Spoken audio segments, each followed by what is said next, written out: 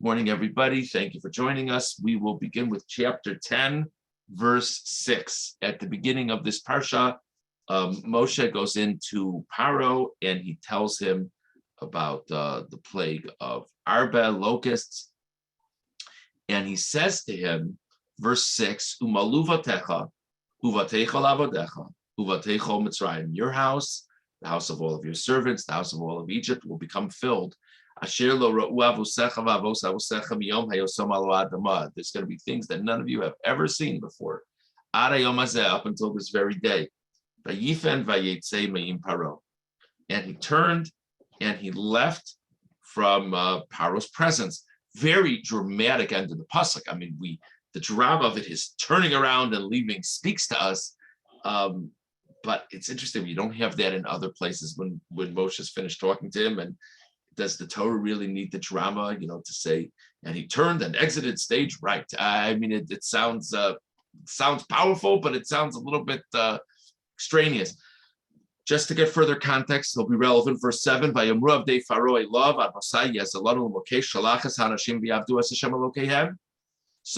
Paro's servants say to him, my gosh, how long are these people gonna drive us crazy?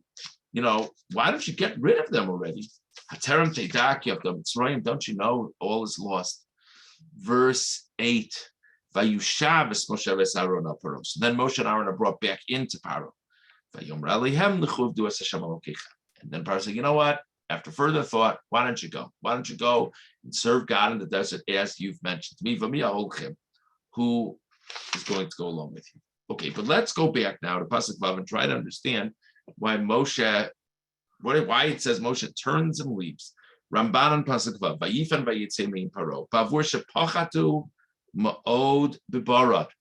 The hail, which was the preceding plague, brought great fear into the hearts of the Egyptians, understandably. Chashav Moshe sheyifchedu gam ata sheyemusu b'rav im yovdu yeser apleta resheres lahem. So Moshe says, wow, this is going to crush them.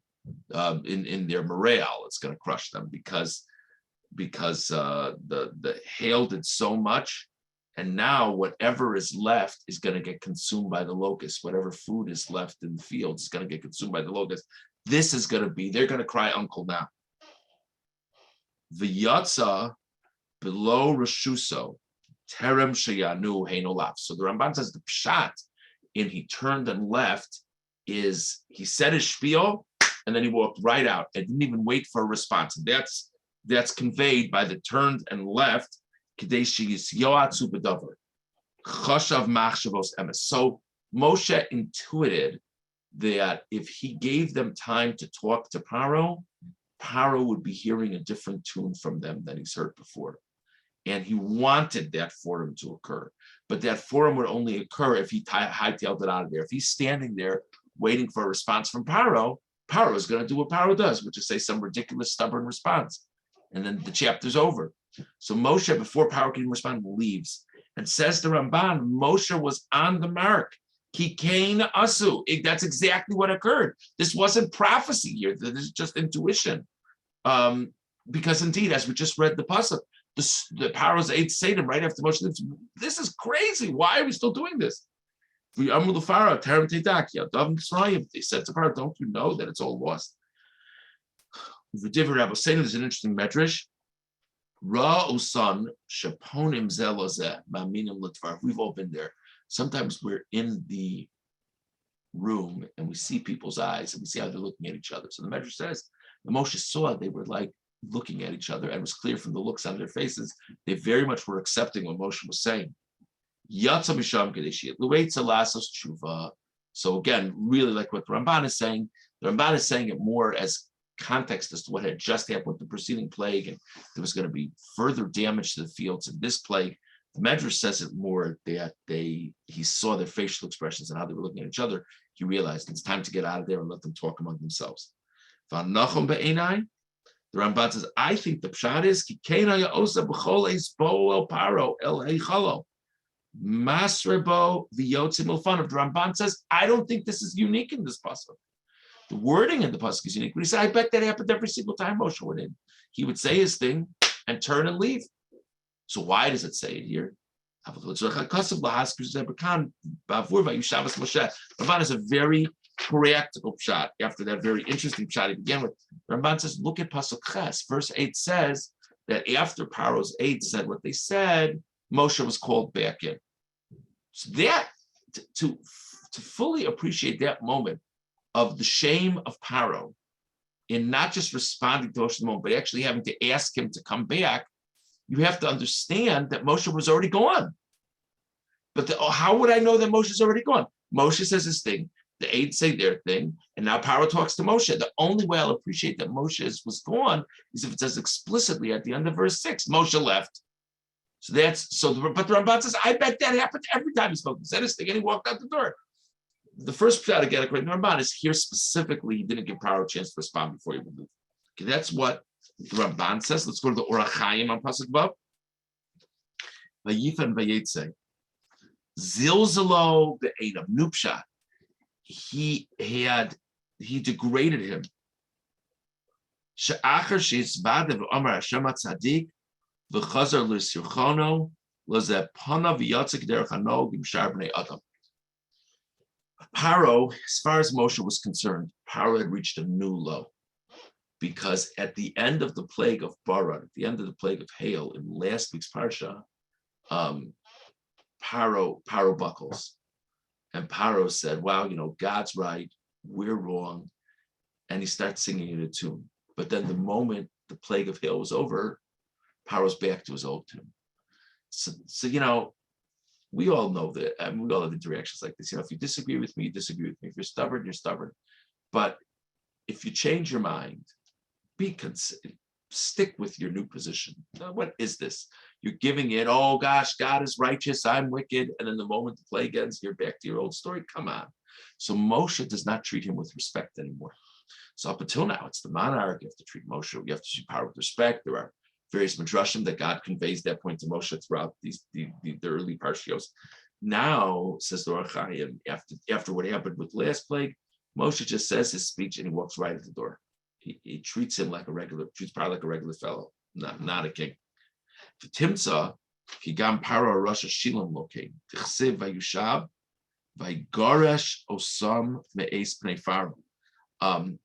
We also, just to reinforce the Orach Chaim's pshat, he says actually it was going both ways at this point. The added disregard, because if you look at verse 11, Paro says, "I'll let you go." Moshe, he says, "Who's going?" Moshe said, "Everybody's coming."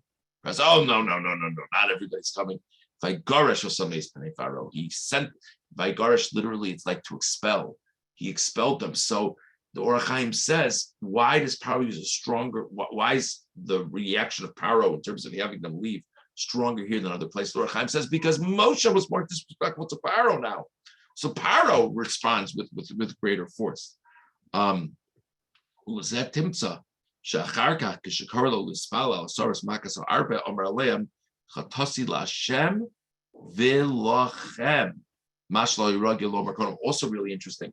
So after the plague of locusts, Paro calls Moshe and Aaron back, and he says, "Gosh, God, I'm sorry. I've sinned to God and to you." What? I mean, sin to God, you didn't believe in him. What was his sin to Moshe and Aaron?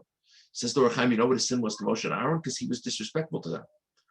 But this all starts, as the Orach Chaim, when Moshe was acting with less respect towards Paro, because Paro had changed his tune so quickly after the plague of hail. So, but then that changing of Moshe's tune is indicated by turning and leaving from before Paro. So that's the Orach Chaim's pshat. Let's just see the Kli Yakar on this. Kli Yakar on Pasuk Vav, Vayifan Vayetze Me'im Paro. Moshe turned and left from before Paro. Yitachi Lefaresh Shelo Yatza Adayin Ela Panav Mimenu Lotzes V'lo Yatza Ki'im Me'im Paro. A totally different shot. So interesting how the same phrase can evoke so many different understandings. So what does the word Vayifan mean anyway? Vayifan means to turn. And he turned, it says Vayifan and turned, and he left from with Paro. So he says he wasn't even out of the building. probably wasn't even exactly out of the room even.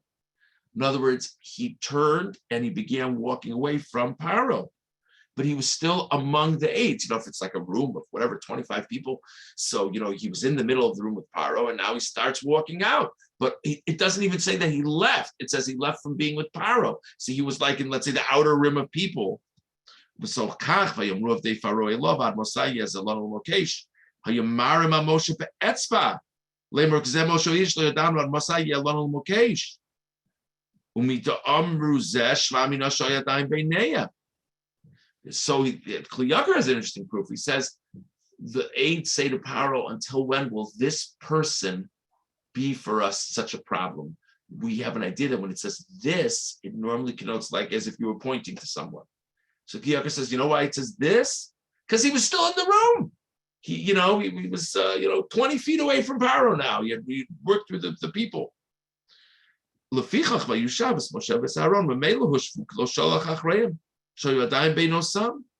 says, by the way, when Moshe and Aaron get called back, it says, and Moshe and Aaron were returned. Doesn't even say they brought them. He was returned. You know why it says he was returned? Because he didn't have to be brought back because he was still in the room. It was very obvious that they were talking about him. So he came back. So wide range of possibilities. Okay. There's a lot in this parsha, so we're going to kind of zip through so we don't have to be too rushed later on. At least so we don't have to think we'll be too rushed later on. There's a very, very famous Rashi, cites a medrash on Pasuk Chaf Beis 22 regarding the plague of darkness. If you look on the first Rashi on Pasuk Chaf Beis, it's about 4 or 5 lines into the Rashi. Rashi asks a very basic question. The Lama Hevi Aleim Choshech. Why was the plague of darkness brought? Shahayu B'Yisrael, but also Ador Rishoyim. V'lo Yirotim Lates. There were wicked people among the Jews who didn't want to go out of Egypt. Mesu B'Shoshes Yemei Afela, and they died during the days of darkness. Gedei Shelo Yiru Mitzrayim V'Mampaltam V'Yomru Afheim Lokim Kamonu. Shouldn't be these people weren't up to leaving Egypt, but God didn't want the Egyptians to see all the Jews who died, so therefore they died during the plague of darkness. That's why the plague of darkness happened. Extremely basic question, and God willing, we'll see an answer tomorrow. Why are we only asking this question by the plague of darkness? Why did the plague of locusts happen? Why did the plague of hail happen? I don't know. All of a sudden, when it comes to the plague of darkness, why did the plague of darkness happen? So the answer is very interesting, but what's the question all about? So we'll talk about that tomorrow, God willing. But for today, we had a number of pshatim from the Rambam, the Or HaChaim, and the Kli Yakar in terms of what's meant by Moshe turning and leaving.